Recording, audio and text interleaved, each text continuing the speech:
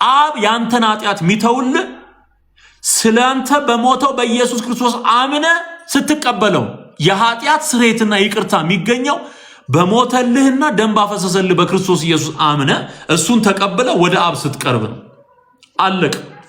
ስለዚህ አስታራቂ ማን ነው? ኢየሱስ ክርስቶስ።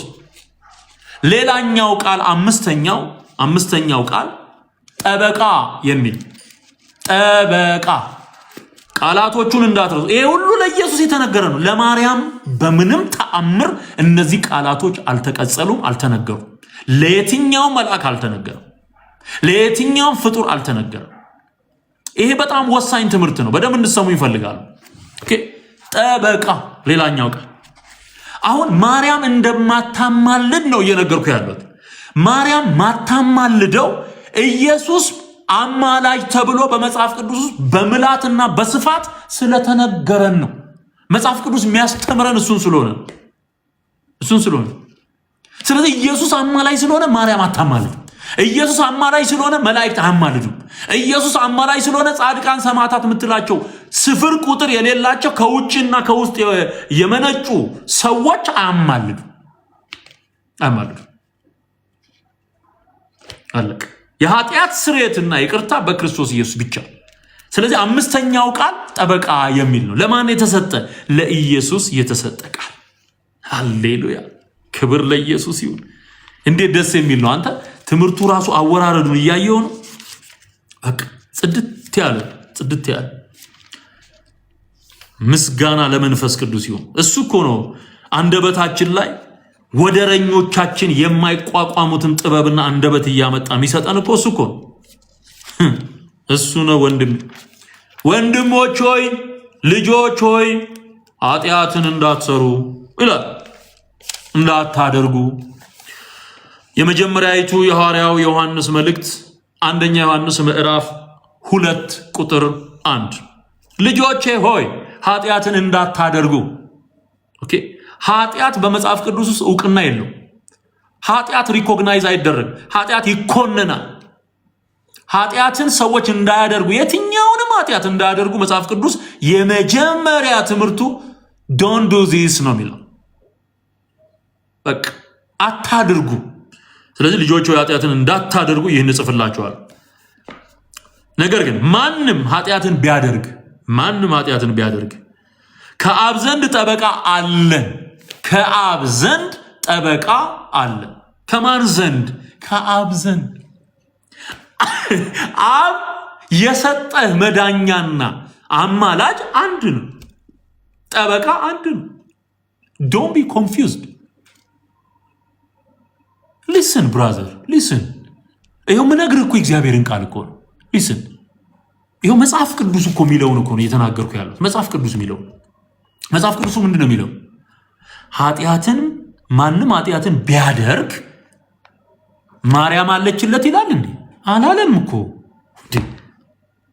ምንም ልረዳህ አልችልም አላለም። የለም የኔ በድፍረት የምነግርህ እውነት ይሻልሃል። ለመዳን የምትፈልግ ከሆነ እውቀት የምትፈልግ ከሆነ መዳን ማምለጥ፣ ከጨለማ መውጣት፣ ከሲኦል ማምለጥ የምትፈልግ ከሆነ ወደ ኢየሱስ ና። ኢየሱስ ያድናል። አማላጅ፣ አስታራቂ፣ አማላጅ፣ ሊቀ ካህን፣ መካከለኛ፣ አስታራቂ፣ ጠበቃ የሚለው መጽሐፍ ቅዱስ ኢየሱስን ነው። ስለዚህ ጠበቃ አለን። ሃሌሉያ! አድቮኬት፣ ጠበቃ። ይሄው የሚከራከር ማለት ነው። ግዕዙ ምን ይለዋል? ይሄንን ወይትዋቀስ በእንቲአነ። በግዕዝ ከፈለክ ወይትዋቀስ በእንቲአነ፣ ስለኛ የሚከራከር ጠበቃ ማን ነው? እሱ ኢየሱስ። እዚህ ውስጥ የማንንም ስም አታገኝ። ማንም ኃጢአትን ቢያደርግ ግን ከአብ ዘንድ ጠበቃ አለን። እርሱም ማን ነው ብለህ እንትን እንዳትቸገር። እርሱም ወንድ ነው። እሱ ማን ነው? ጻድቅ የሆነ ኢየሱስ ክርስቶስ ነው። ምንም ውልፊት እንዳትል ስሙንም ግብሩንም ማንነቱንም ጽድት አድርጎ የያዘ ምስክርነት ጠበቃ ከአብ ዘንድ ጠበቃ አለ። እርሱም ጻድቅ የሆነ ኢየሱስ ክርስቶስ ነው። እርሱም የኃጢአታችን ማስተስሪያ ነው። ሮሜ 3 ላይ ቅድም ያነበብኩላችሁ አብ ያቆመው ስሬታችን ኢየሱስ ነው ብያችኋል። እዚህም ጋር ዮሐንስ ምን ይላል? የኃጢአታችን ማስተስሪያ ነው። ለኃጢአታችንም ብቻ አይደለም ነገር ግን ለዓለሙ ሁሉ ኃጢአት እንጂ።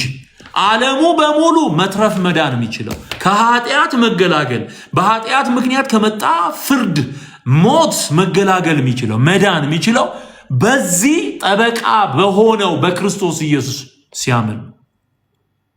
አገራችን ላይ ያለ የአጋንንት ትምህርት ህዝቡን አደንቁሮ ይዞ የተጻፈው መጽሐፍ ቅዱሱ የሚለው ሌላ፣ ኦርቶዶክስ የምትለው ካቶሊክ የምትለው ሌላ ሆኖ ኢየሱስን ትቶ ሰው አማላጄ እያለ የሚጮኸው ስለ ማርያም እንዲሆን ያደረጉት ደንዛዛ ህዝብ ለማፍራት በሃይማኖት የደነዘዘ የሚነገረውን ማይሰማ እውነትን አርቆ ማያይ እንዲሆን አድርገውታል። አፍዛ ደንግዝ አዚም ረጭተውበታል እንጂ ማርያም ቤት በኩል ነው የምታድን፣ ቤት በኩል ነው የምታማልድ። አሁንም መመዘኛዎቹ ላይ ስመጣ የበለጠ ይገባል። እነዚህ 5 ቃላት ግን ዋና ዋና፣ ሌሎችም አሉ፣ በጣም ብዙ ናቸው። አሁን የእግዚአብሔር በግ የሚለው ለምሳሌ የእግዚአብሔር በግ የቃል ኪዳኑ ታቦት ምሳሌነታቸው ሲመጣ ወደዚህ ወደ አስታራቂነት ወደ አማላጅነቱ አገልግሎት እና የክርስቶስ የሊቀ ካህንነት ስራ ጋር ብዙ የሚታዩ ነገሮች አሉ። እነዚህ ግን 5ቱ ቃላት ቀጥታ በአዲስ ኪዳን ትምህርት ውስጥ ስለ ኢየሱስ የተነገሩ የአማላጅነቱን ጉዳይ ያረጋገጡ ናቸው። አየው እንዴት ሰፊ እንደሆነ። እሺ ስለ ማርያም ይሄንን አንዷን እንኳን አሁን እኔ 5 ነገር ነው፣ ይሄ 5 ትምህርት ነው የሚወጣው። ባይዘው 5 ለምሳሌ ኢየሱስ አማላጅ የሚለው ብቻውን አንድ ትምህርት ነው። ሊቀ ካህን የሚለው አንድ ራሱን የቻለ ትምህርት፣ መካከለኛ አንድ ራሱን የቻለ ትምህርት፣ አስታራቂ አንድ ራሱን የቻለ ትምህርት፣ ከዛ ደግሞ ጠበቃ ራሱን የቻለ ትምህርት።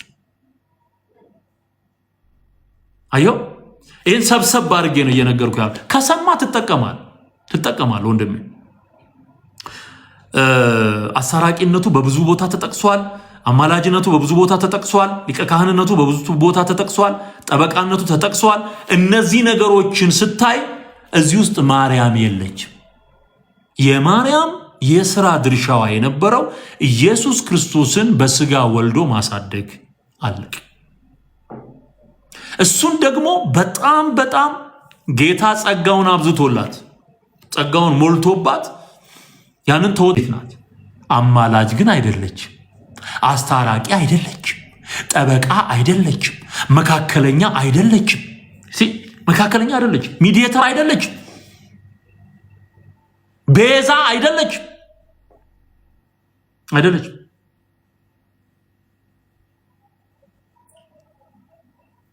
እንደውም ቤዛ የሚለው ቃል እንደውም በጣም በአዲስ ኪዳን ውስጥ እንደ 6ኛ ቃል አድርጋችሁ ልትይዙ ትችላላችሁ። ቤዛ የሚለው ቃል ለጌታ ለኢየሱስ ብቻ የተነገረ።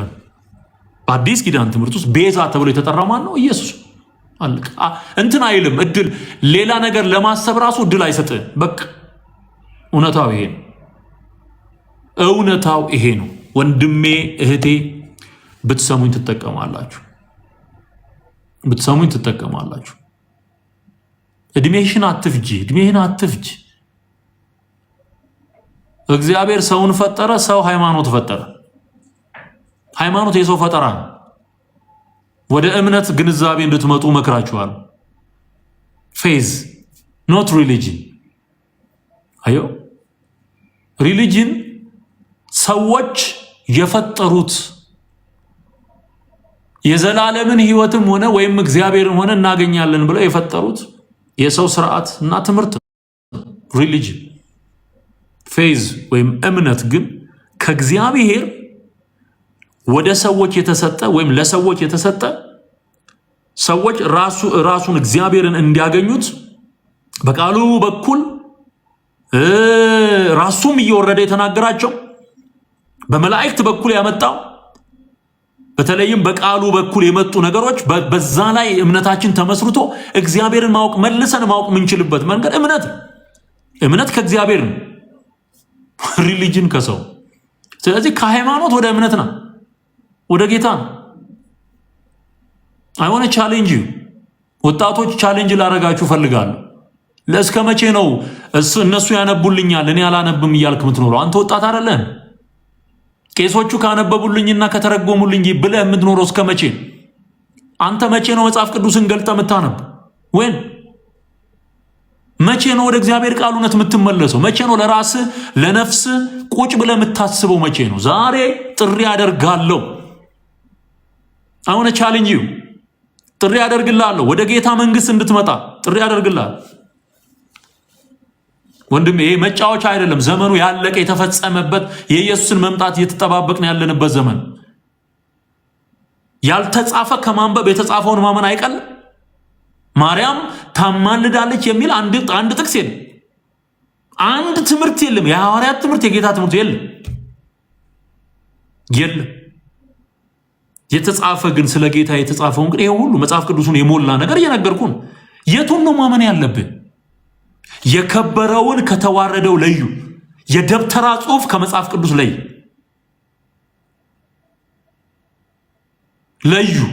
የከበረውን የእግዚአብሔርን ቃል ከደብተራ ጽሑፍ ለይ።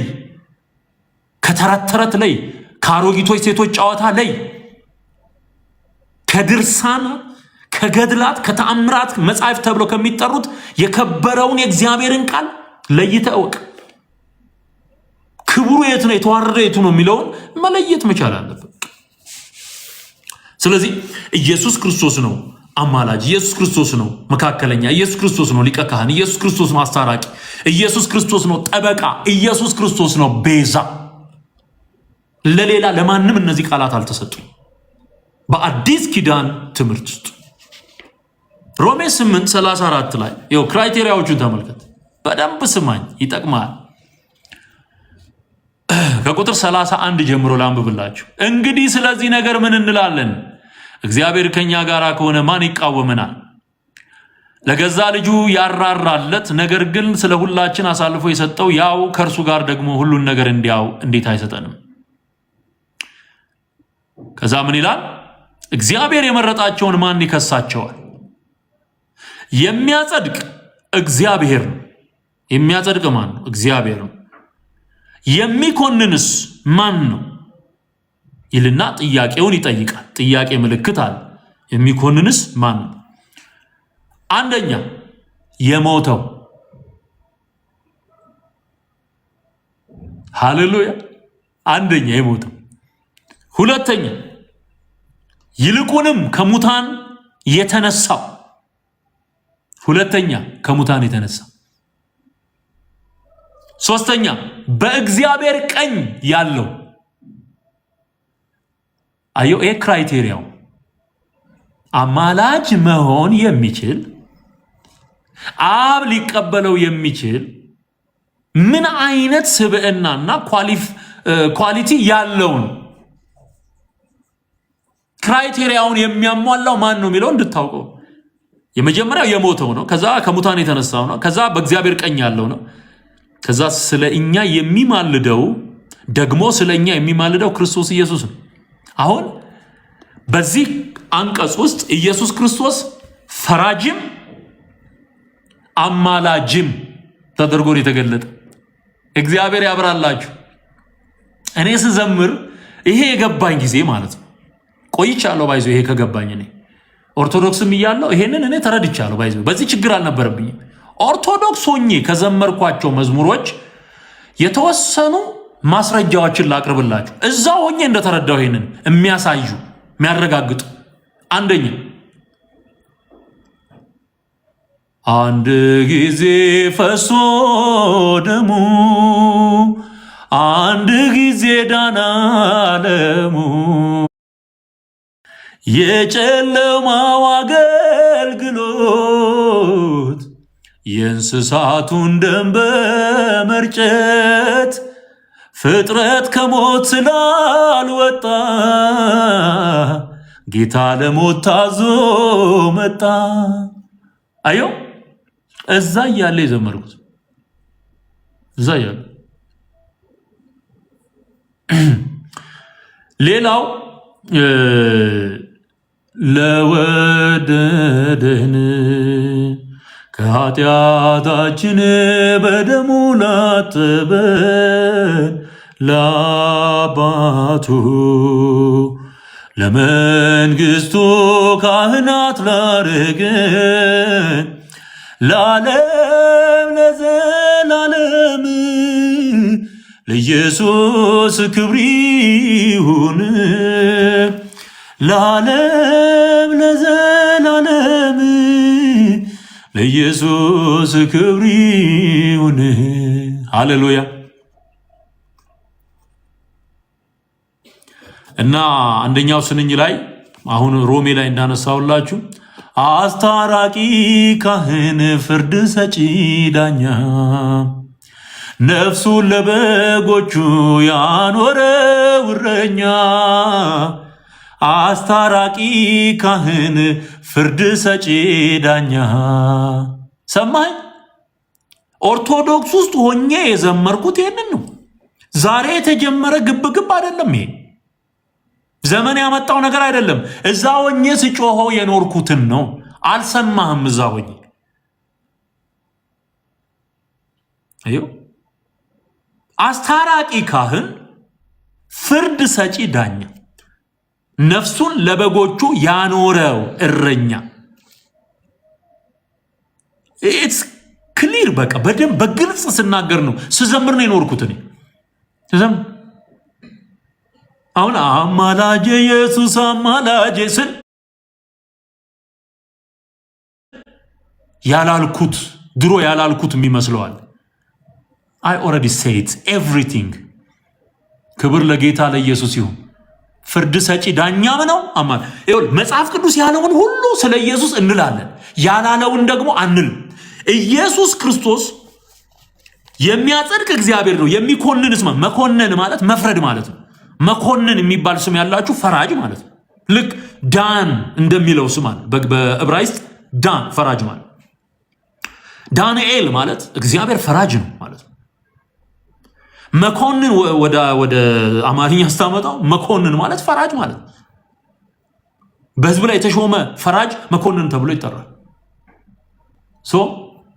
ኩነኔ ሲሆን ፍርድ ነው። ኩነኔ ፍርድ ነው። የሚኮንን ማን ነው ሲል የሚፈርድ ማን ነው ማለት ነው። የሚፈርደው የሞተው ከሞትናን የተነሳው በእግዚአብሔር ቀኝ ያለው ስለኛ የሚማልደው ነው። ስለዚህ አዘሴም ታይም ፈራጅም ነው አማላጅም ነው እያለህ ነው መጽሐፍ። ሊስን መጽሐፍ ቅዱስ ሲናገር ያላፈረውን አንተ ልታፍራ አይገባም። ዶንት ወሪ ብራዘር፣ ያንተን ስሜት አትስማ። የእግዚአብሔርን መንፈስ እውነት ተቀበል። የእግዚአብሔር ቃል ካንተ ሜንታሊቲ በላይ ነው። ካንተ ያስተሳሰብ ግንዛቤ ምናምን አይኪው በላይ ነው። የአእምሮ የመረዳት አቅም በላይ ነው። ያለህን በል። አማላጅ ብሎታል፣ አማላጅ ትላል። አስታራቂ ብሎታል፣ አስታራቂ ትላል። ጠበቃ ብሎታል፣ ጠበቃ ትላል። ዶንት ወሪ፣ አንተ አትጨነቅ። እመነው። ይሄን የእግዚአብሔርን ቃል እመነው። በቃ እመነው። ስለዚህ ኢየሱስ ክርስቶስ ስለ ኃጢአታችን የሞተ ነው። ስለ ኃጢአታችን የሞተ ነው።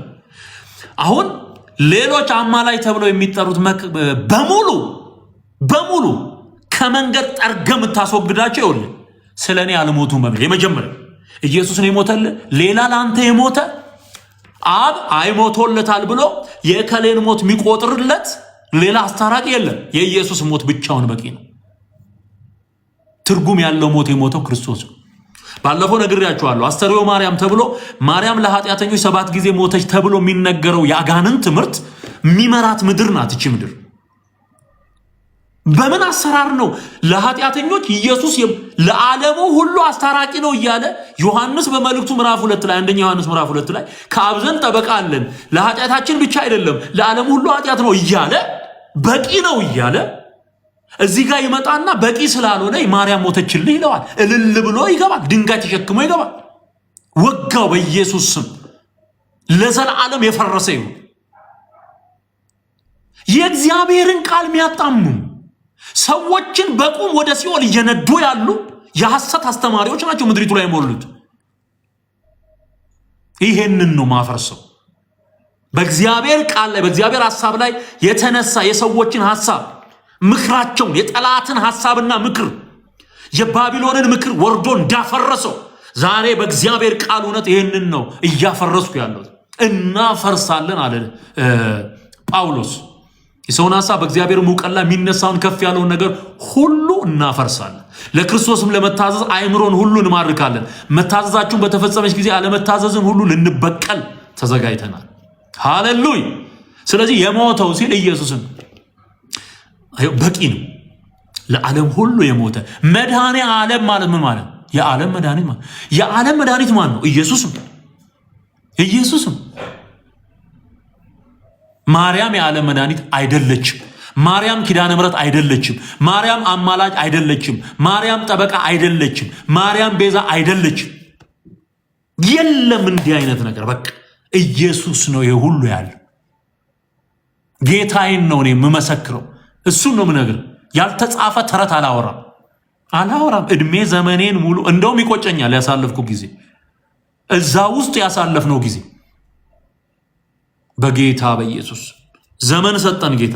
ስለዚህ የሞተው ከዛስ ከሙታን የተነሳው ስለ ኃጢአታችን የሞተው ክርስቶስ ሞትን ድል አድርጎ በሶስተኛው ቀን በመንፈስ ቅዱስ ኃይል የተነሳው ማን ነው? ኢየሱስ። ይሄ ወንጌል የምንለው ራሱ በዳዊት በስጋ ከዳዊት ዘር ስለተወለደ እንደ ቅድስና መንፈስ ግን ሞትን ድል አድርጎ ስለተነሳ ስለ ልጁ ነው። እሱም ክርስቶስ ኢየሱስ ነው። ይህ ወንጌል ስለ ኢየሱስ ነው፣ ስለ ትንሣኤው ነው፣ ስለ ሞቱ ነው። ስለዚህ ሞትን ድል አድርጎ በሶስተኛው ቀን የተነሳው ማን? ኢየሱስ። አሁን ደብቆሃል፣ መሞቱን ደብቆሃል? አልደበቀም። መጽሐፍ ቅዱስ ሞቷል ይልሃል፣ ከዛስ ተነስቷል ይልሃል።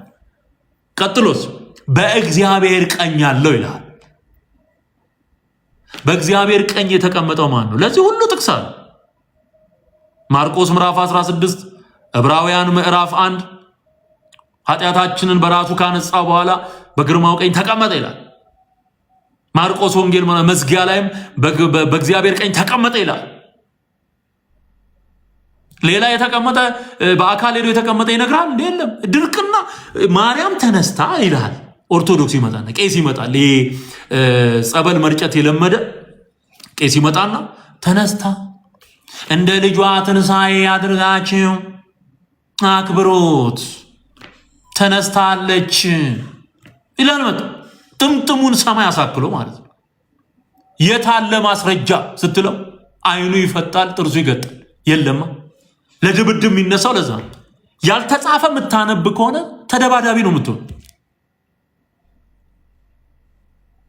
እስቲ መምህር የቱ ጋር ነው የተጻፈው በለው እስቲ አምጣስ፣ ተጻፈውን አምጣስ።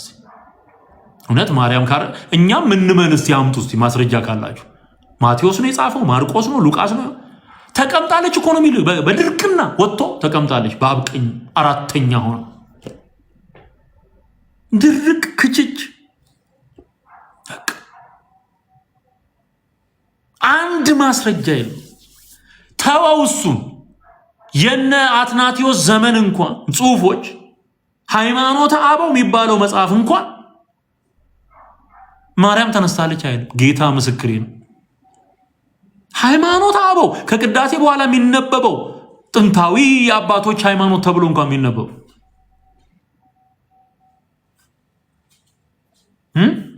አልመስጧጊያ ምናምን እየተባለ የተጻፈው የነ ጴጥሮስ እምነት እየተባለ የተጻፈው የነ አትናቴዎስ የ318ቱ ሊቃውንት ጽሁፍ እዛ ላይ የማርያም ትንሣኤ የሚባል የለም።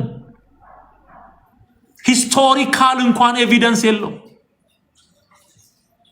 አንድ ያበደ ደብተራ የጀመረው ትምህርት ይኸው ሀገር እየመራ ነው። ሀገር 16 ቀን ይጾምለታል ለሱ ለዚህ ውሸት። ተነስታለች፣ አድርጋለች፣ በአብ ቀኝ ተቀምጣለች ተብሎ ይሄ ማንን እየተቃወመ መሰለ? ኢየሱስን ከሞት ተነስቶ ይሁን በድል አድርጎ በአብ ቀኝ የተቀመጠውን እሱን እኮ ይህ ኢየሱስን ከሰማይ ለማውረድ ሮሜ ምዕራፍ 10 ላይ ሄዳችሁ ስታነቡ ማን ወደ ጥልቁ ይወርዳል አትበል፣ ኢየሱስን ከሙታን ለማውጣት። ማን ወደ ሰማይ ይወጣል አትበል፣ ይህ ኢየሱስን ለማውረድ ወጋው። አንተ እኮ ሼፕ ተደርጎ እኮ ተስተካክላ ከኢየሱስ እኩል ሆና እኮ እንድትኖር እኮ ነው የተደረገው በትምህርቱ።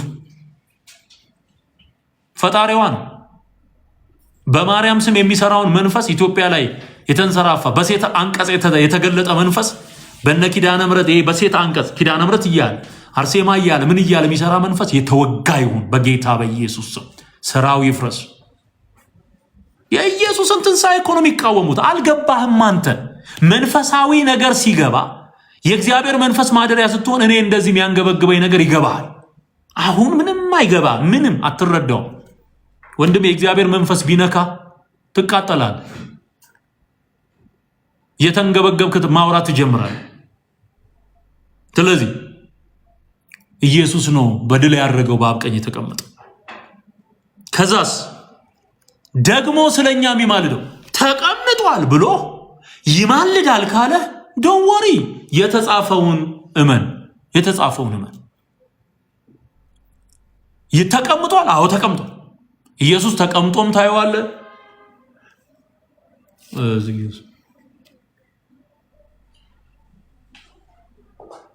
ተቀምጦም ታየዋለ፣ ቆሞም ታየዋለ። አሁን እስጢፋኖስ ቆሞ አይቶታል ኢየሱስ።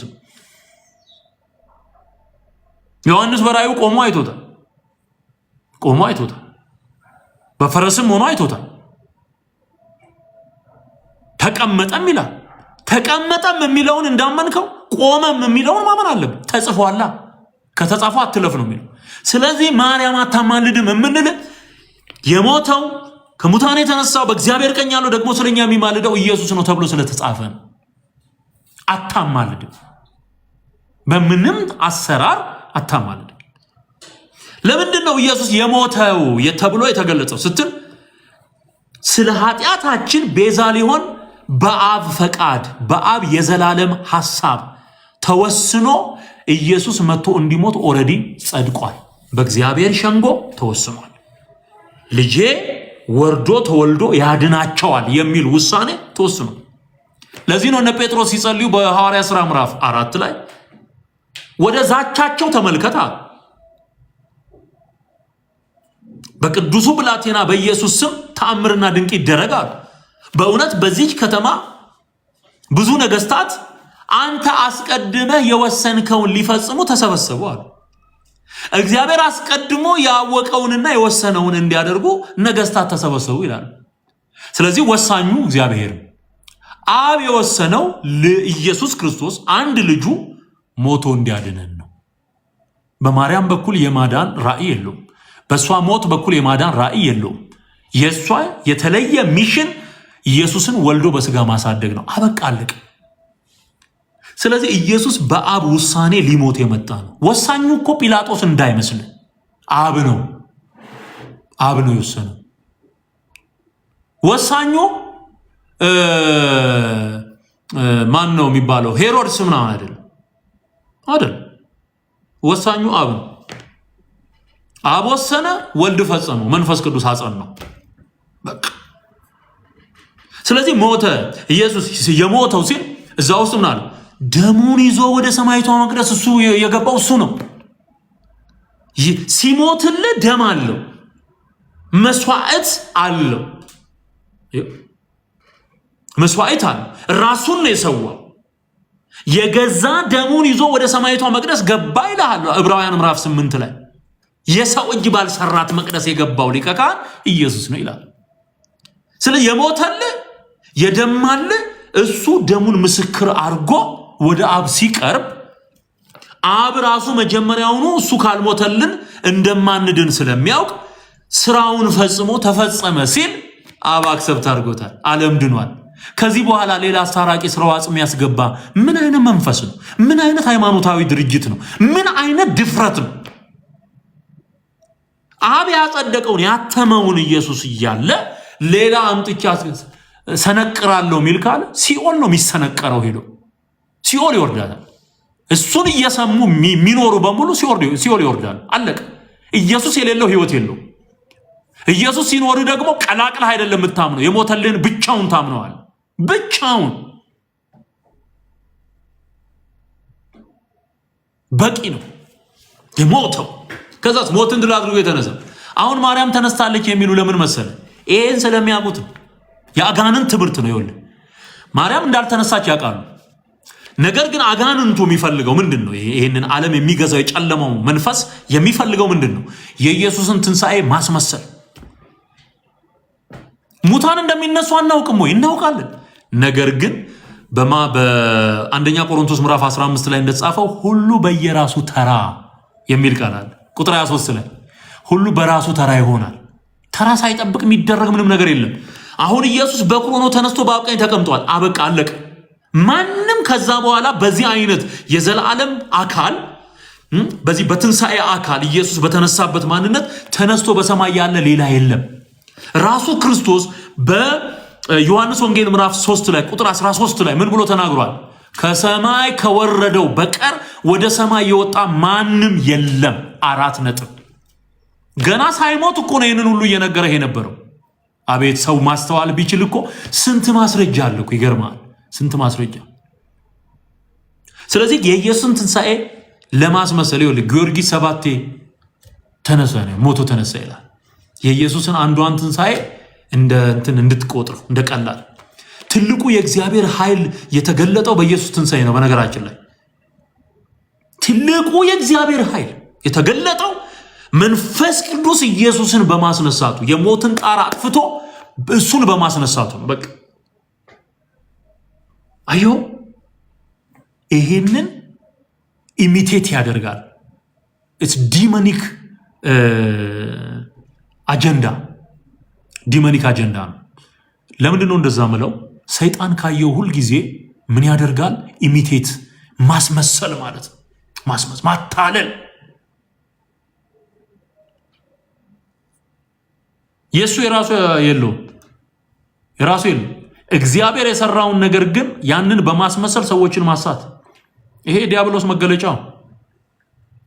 የኢየሱስን ትንሣኤ ሰዎች የሚያምኑበት ማን ነው? የሚድኑበት እውነት ስለሆነ ያንን ለማጠልሸት እከሊትም እኮ ተነስታለች ይልሃል መጥቶ። እንደውም ያልሞቱ አሉ ይልሃል። እስቲ ገድልና ታምራት ውስጥ ግባ። ያልሞቱ ተሰወሩ ይልሃል። የማይሞተው ዶሮ ይልሃል። ገብሬ ይመጣና ደግሞ አንተማ አትሞትም ብሎ ዶሮውን መጽሐፈ ዶሮሆ ላይ እንደተጻፈው አትሞትም አለው ይላል።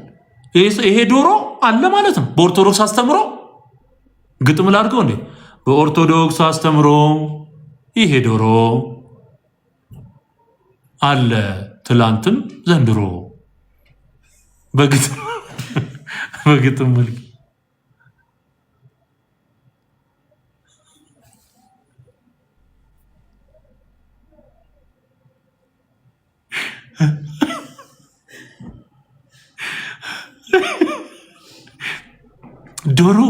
ዶሮ እንኳን አልሞተም ይላል። ወጋው። ምን አይነት ውሸታሞች እንደሆኑ እንኳን ምን ውሸት ጋቢ ለብሶ፣ ውሸት ቆባ ጥልቆ፣ ውሸት ወይባ ለብሶ ቆሞ ታየዋለህ። በቃ ሙልጭ አድርጎ ይዋሻል። ይህን ምስኪን ህዝብ ይጫወቱበታል ማለት። ስለዚህ ከሙታን የተነሳው ሲል የተነሳው ኢየሱስ ይኸውልህ የሞተው ሲል አሮጌው ማንነት አብሮ መቀበሩ፣ አሮጌው ሰው አብሮ መንጠልጠሉ ነው የተሰቀለ የአሮጌነት አሮጌው አዳም ተሰቅሎ አዲሱ ሰው እንደመጣ ይሄ ዘመን በአዲሱን ሰው ለብሰን የምንኖርበት ዘመን እንደሆነ ይገባል የሞተው። ስለዚህ ከሱ ጋር ሞተናል፣ ከሱ ጋር ተቀብረናል ብለህ ነው የምታምነው የሞተ። ከዛ በኋላ የተነሳው ሲል ተነስተሃል፣ ለጽድቅ ሕይወት ተነስተሃል፣ ለእውነት ተነስተሃል፣ ለወንጌል ተነስተሃል፣ ለዘላለም ክብር ተነስተሃል፣ የእግዚአብሔር ልጅ ሆነ ተነስተሃል። በኢየሱስ ትንሣኤ ውስጥ ያንተን ትንሣኤ የምታየው በቃ ይሄ በመንፈስ ይሆን። ግን የአካል ትንሣኤ ጊዜውን ይጠብቃል፣ እሱን እንዳትረሱ። አሁን ግን መንፈሳችን ተነሳ፣ ለጽድቅ ያለን ተነሳሽነት ተነሳ። አዮ ከክርስቶስ ጋር ተነሳ። አንተ የምትተኛ ንቃ፣ ከሙታንም ተነሳ፣ ክርስቶስ ያበራልሃል ሲል ይኸውልህ ሰውየው እኮ በሕይወት አለ። የተነስ የሚባለው ሰውዬ እኮ ኤፌሶን ምዕራፍ 5 ላይ አንተ የምትተኛ ንቃ ተኝቷል ማለት ከሙታን ተነሳ። ስለዚህ ሰውየው በህይወት ያለ ነው። ይበላል፣ ይጠጣል፣ ይለብሳል፣ ይወጣል፣ ይገባል፣ ግን ሞቷል። ኢየሱስ የሌለው የሞተ ነው፣ ሬሳ። ስለዚህ ምን እያለው ነው? ተነሳ ሲለው በክርስቶስ አምነ በትንሣኤው አምነ ዳን እያለ። ሃሌሉያ! በኢየሱስ ያመነ የዘላለም ህይወት አለ። ትንሣኤና ህይወት እኔ ነኝ አለ ጌታ። የሚያምንብኝ ቢሞት እንኳን ሕያው ይሆናል። የሚያምንብኝ። ስለዚህ የትንሣኤ ህይወት ተቀብለናል ማለት ነው። ስጋ የከበረውን የክርስቶስን ማንነትና ስጋ በተዘጋ ቤት የሚወጣ በተዘጋ ቤት የሚገባ በተዘጋ መቃብር የሚወጣ አይደለ? የክርስቶስ ማንነት ከትንሣኤ በኋላ በብዙ ቦታ ይገለጥ ነበር። ጀስት ላይክ ዛት የኢየሱስን ማንነት የመሰለ የትንሣኤ አካል ይኖረናል ማለት ነው። መቼ? በፊተኛው ትንሣኤ፣ የህይወት ትንሣኤ፣ የክብር ትንሣኤ አለ። ማርያም ያኔ ነው የምትነሳው። ያኔ ነው። አንተ አሸንሽነ ትንሣኤ አሁን ሆኗል አትል። እንደውም ሐዋርያው ጳውሎስ ያወገዛቸው በስም ጠርቶ ያወገዛቸው ጢሞቴዎስ ላይ የሚገኙ ሁለት ሰዎች ከዚህ በፊት ትንሣኤ ሙታን ብለው ሙታን ሆኗል ብለው ትንሣኤ ሙታን ተከናውኗል ብለው ያስተማሩ ሰዎችን ነው ያወገዘው ሐዋርያው ጳውሎስ። ልዩ ትምህርት፣ ያጋንን ትምህርት እያለ ከዚህ ውስጥ ውጣ። በቃ ማርያም አልተነሳችም፣ አላረገችም፣ አማላጅ አይደለችም፣ አስታራቂም ቤዛም መድኃኒትም አይደለችም። ኢየሱስ ስለዚህ ተነስቷል፣ በአብ ቀኝ ተቀምጧል፣ ስለኛ ይማልዳል። አሁን ይሄ ሁሉ ጥቅስ ትተህ ያልተጻፈ ቦታ መሄድ ምን ያደርግልሃል ነው ጥያቄው። እሱ ምን ያደርግልሃል?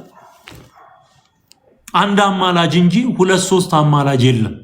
አንድ አማላጅ ኢየሱስ ነው። ይሄው እኔ የመጽሐፍ ቅዱስ ትምህርት እያስተማርኩ ነው። ተረት ተረት ጠቅሶ የሚነግርህን ሰው መስማት ካማረ እሱ ያንተ ምርጫ ነው። ነገር ግን ሐሰትን የመረጥከው ማርያም ታማልዳለች እያልክ የተጃጃልክ መኖር የምትፈልግ ከሆነ በቃ ያንተ ምርጫ። ምርጫ መብት ነው፣ ውጤት ግዴታ ነው።